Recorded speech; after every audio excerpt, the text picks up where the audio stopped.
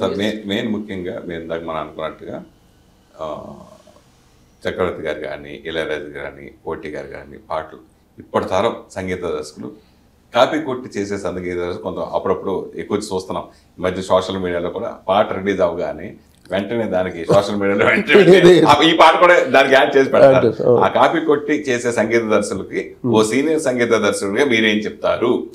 First of all సరే copy కొట్టచ్చు, దాన్ని ఎందుకు ఇలా వీళ్ళు కొట్టినట్టు మొత్తం దాన్ని ఒక ఇట్లా సాఫ్ట్ మీడియాలో మామూలుగా చేయటం, అది నాకు ఎందుకు కాపీ కొట్టడం ఏంటంటే ఆ పాటని మన తెలుగు తీసుకురావటమే మీరు అదృష్టంగా భావించాలి అసలు first of all.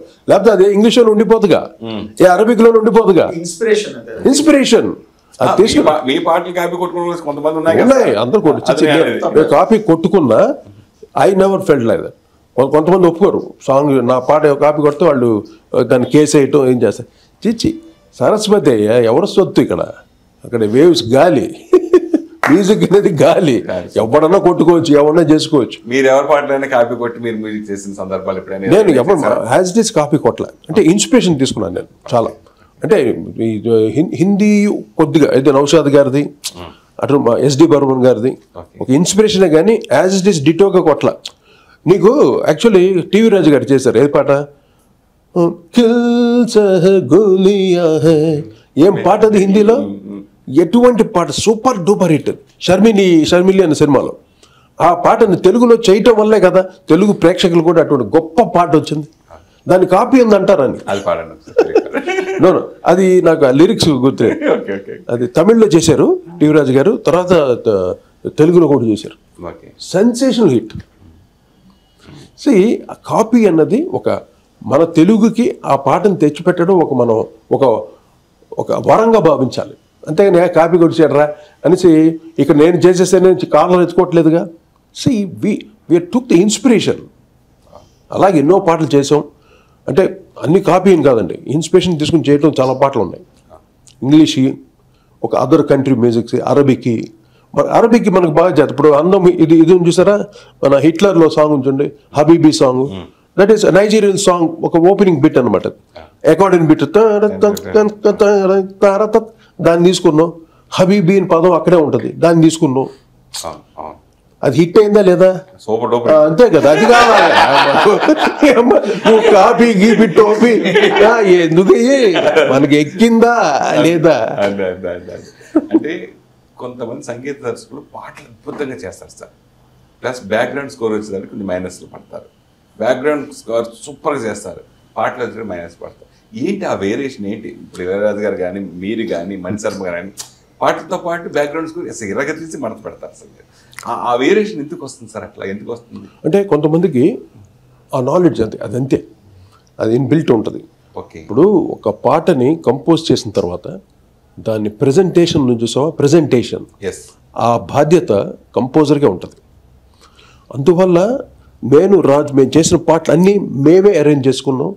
Total base patterns అన్నీ మేము గొప్పగా కాలర్ ఎత్తి చెప్పగలను. మనం మేము చేసిన పాటలు ఎవ్వడి యొక్క కీబోర్డ్ ప్లేయర్లు ఇది చేశాడు అది చేసాడు ఎవడో చెప్పండి. కీబోర్డ్ ప్లేయర్లు మేము తయారు చేసాం రా నాయనా, వాళ్ళ ప్రమేయం ఏముండదు. టోన్స్ దగ్గర నుండి అది రెహమాన్ కానీ, హారిస్ జయరాజ్ కానీ, మణి కానీ, తమన్ కానీ, ఎవరైనా వాళ్ళని పిలిచి కూర్చోబెట్టి మీరు ఒక ఇది పెట్టండి, చెప్పండి వాళ్ళు ఇది నేను చేశాను అని చెప్పి ఏం ఉండదు. Everything notes composed by Raj Koti are కోటి.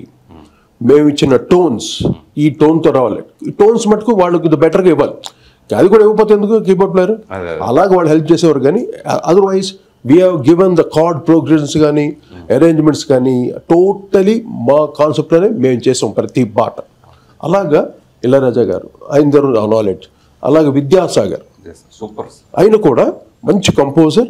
మ్యూజిక్ అంటే సాంగ్ని అరేంజ్ చేస్తాడు, బ్యాక్గ్రౌండ్ స్కోర్ కూడా చేసే కెపాసిటీ ఉన్న కంపోజర్. మిగతా వాళ్ళు అంతా కొంచెం అంటే లైఫ్ ఉండాలి, ఊరికే సౌండ్ కొట్టేయడం కాదు. ఊరికి డిటిఎస్ ఉంది కదా అని నమింగులు పెట్టి కయామయ్యా అది రోత పుట్టేస్తుంది. బ్యాక్గ్రౌండ్ స్కోర్ అంటే ఆ సీన్ని మనం ఇలా ఎత్తుకుని వెళ్ళాలి, ఆ రాగాన్ని కరెక్ట్గా ఫిక్స్ చేయాలి. ఇప్పుడు పెదరాయుడు కానీ, ఒక అరుంధతి కానీ మీరు వినండి, బ్యాక్గ్రౌండ్ స్కోర్స్ ఎంత స్టోరీతో పాటు ఉంటుంది మ్యూజిక్.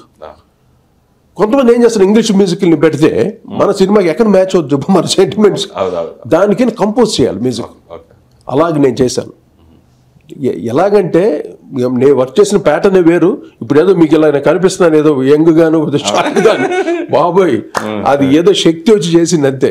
శక్తి లేకపోతే ఇన్ని సినిమాలు నా బ్యాక్గ్రౌండ్స్ కోసం వెతుక్కుంటూ వచ్చారు బాంబే నుండి, సుభాష్ ఘై దగ్గర నుండి, సల్మాన్ ఖాన్ దగ్గర నుండి ఎన్ని సినిమాలు చేసిన బ్యాక్గ్రౌండ్స్, హిందీ సినిమాలు అండి.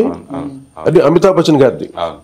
అయినైతే సూర్యవంశ్ బ్యాక్గ్రౌండ్ స్కోర్ విని కోటీజీ నువ్వు బాంబేకి వచ్చేసే అని ఆ లెవెల్ నిజంగా సత్యంగా చెప్తున్నా అన్నాడు. ఆ సినిమా హిట్ కాల, నా బ్యాట్లో హిట్ అయి ఉంటే వెళ్ళిపోయాడు బాంబేకి.